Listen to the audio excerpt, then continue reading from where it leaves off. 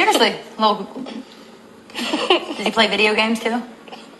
Street Fighter? Are you Is that how he learns all his moves? Damien? Yeah. Mom. Mob boy. He's not a mob boy. Really? Mm-hmm. Listen. I can Google him. I can find out things about him that you don't even know. How many times he's been locked out? Okay, listen. Locked out. You gonna bail him out? I miss him. Is he in jail right now? That's why you miss him? Aww. He brought me a bed the other day. Hey guys, welcome to Storytime with a Grown Woman. That's swag and the W is silent. So we know the drill. Let's make sure we like or dislike. Just click a thumb and share, comment, subscribe.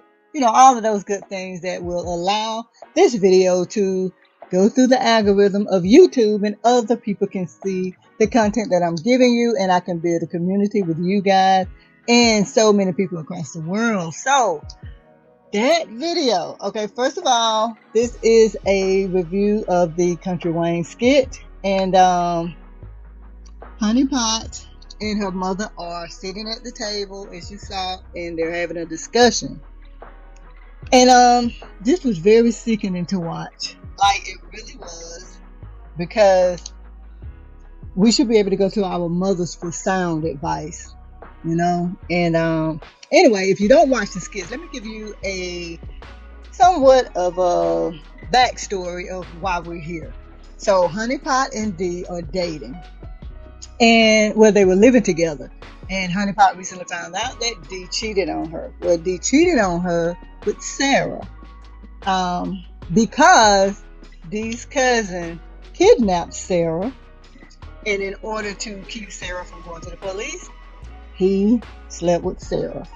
It's a little bit more to it, so that's why I always encourage you guys to go over to Kountry Wayne's videos and watch his skits. They are awesome. So anyway, that's how we get here. Honey Pot has moved out on her own, but she is missing Dee, and she wants to go to her mother for comfort and let her know, hey mom, I'm missing Dee so much. You know, she loves him or whatever, but because her mother is scorned, she is definitely not giving Honey Pot the advice that she should. And you know, another thing that was sickening to me about this video is when I went to the comments, I would have to say, I didn't read every single one of them, but I skimmed through about, I know, half. He has hundreds of comments, and the majority of those comments were on Honey Pot's mother's side. They all were agreeing with her, or they thought it was hilarious. Well, I take it serious, because we should be able to go to our mothers or our elders for sound advice. And when we can't, you know, this is what happens. We live in this modern woman world where there's no respect for the husband, the man, you know, or anybody, because the people that are supposed to be giving us that sound advice are giving us advice the way Honey Pot's mother did. Now, granted, I did see a couple of comments that were pretty decent. Okay, so let's just go ahead and read this comment really quickly. It says, the mom might seem crazy, but if you look past the crazy, it's making sense. She's telling Honey Pot that Dee would never change. She's also telling her that Dee wants her to feel obligated because he bought her a bed. She's also saying that if she doesn't leave, she'll be stuck and unable to leave despite being frustrated by his behavior. Tamara or Honey Pot needs to pay attention to what her mom or crazy mom is saying indirectly. Unless she wants to deal with the drama forever, she needs to leave. Well, yeah, it's always going to be drama into a relationship, guys. Always going to be drama. So what does that mean? You're going to always leave? Dee really hasn't done anything. Yeah, he is in the dope game or whatever, but I don't think this is a reason to leave. But let's continue. But yeah, I felt like Honey Pot's mother's response was blatantly disrespectful to her husband and to her daughter's father, which is, you know, her husband. Just in general, the response was just utterly disrespectful.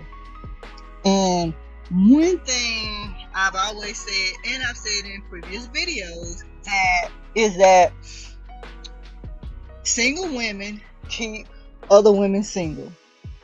Bitter wives or bitter women keep other women single. And this was a prime example of a scorned woman giving her daughter the wrong advice. It was wrong and right at the same time. And again, you have to watch the skit to see everything, but Honey Pot does not appear to be anything like her mother. And a lot of times when that happens, it's because that individual doesn't want to be like their mother, or that son may not want to be like his father. So you may see people acting totally different. Like for me, I'm totally opposite of my mother. I'm more like the person who's supposed to be my dad. And yeah, so I could definitely relate to Honey Pot's personality that's so different from her mother. And so yeah, we are at this part of the video because Sarah decided to tell Honey Pot what happened. So let's watch that video and then we will come back and talk about it. Wow, you're really, really pretty. Thank you so much. So are you? Yes, so D is actually the reason why I'm here. D. yeah, I was dating Jordan. There was like a mix-up with his friend. D and I started hanging out and, becoming closer. And Jordan just kind of blurted out that he was dating a girl at the Honey Pot. Okay, so we are back. And one thing I forgot that I had in my notes, if you watch the full video from Kountry Wayne, you will see how, despite Honey Pot's mother complaining about her husband, she hasn't left. She's still there. She's still there for a reason. She knows what's up.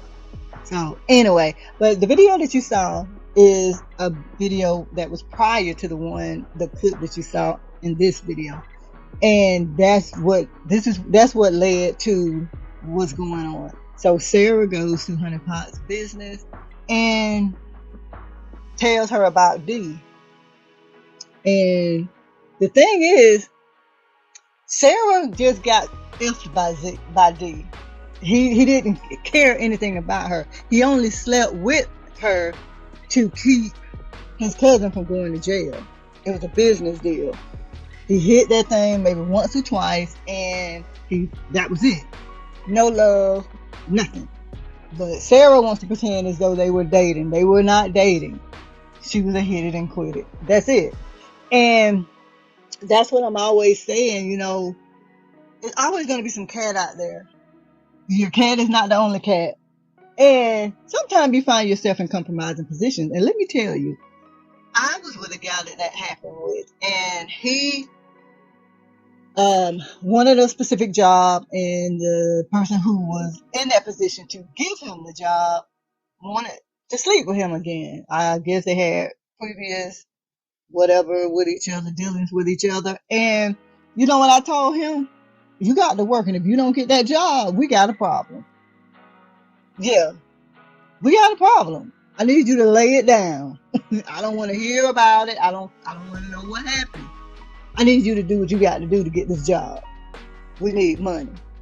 And sometimes that's how you have to look. Like, y'all, you have to look at life for what it really is sometimes. Like, really. So that's how we get to this situation where D and Honey Pot have broken up and they're not living together anymore. So, yeah, ladies, sometimes, you in compromising situations. And fellas, the same thing. You may look at it or view it as bad, but sometimes you got to trick your girl off to get what you got to get. I'm sorry. And I know a lot of you guys are not going to agree with that, but, because I've experienced a lot. Like I said, hey, I told the guy, do what you do, but if you don't get the job, we got a problem. You didn't put it down the way I needed you to. So anyway, yeah, guys, please, ladies, do not take advice from a scorned woman. Don't do it. And men, don't take advice from scorn or hurt men. Like, they're not going to give you the advice that you need. So I definitely want to give you my outlook on this video and remind you mothers that Your children are not your best friends. You do not have any right to be sharing those kind of personal information, that kind of personal information with them. So you find you a best friend. You find a therapist or whoever you need to talk to, but your children are not your best friends. Okay? And always remember there are two sides to every story. And I learned that when it came to the person who's supposed to be my father. For years, I've despised him because his other children were well taken care of, and I wasn't. But when I found out the other side of the story, it was all led back to being my mother's fault. So anyway, guys, thank you so much for watching Storytime with a Grown Woman. That's Swag, and that W is silent. So please make sure you like, comment, and subscribe, and let's talk about it. Have you ever been in this type of situation? Do you agree with what I said, or are you on Honeypot's mother's side? Let's talk about it. Until next time, I'll see you in the next video.